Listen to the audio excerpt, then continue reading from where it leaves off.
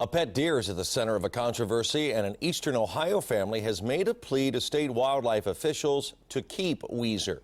That plea has since gone viral. NBC4's Harrison Hove traveled to Belmont County to meet the 2-year-old deer and the family that loves him so much.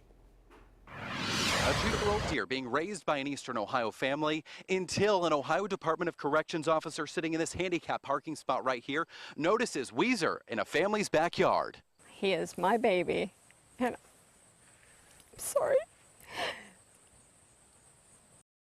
They take him from me. It's just gonna break my heart. But that is what Proger says 2 Ohio Department of Natural Resources officers tried to do last week. I view him as like one of my kids, okay? And I don't want to see anything happen to him.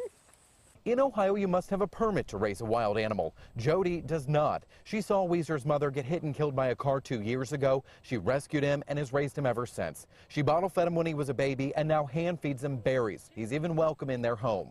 Wheezer does not sleep outside.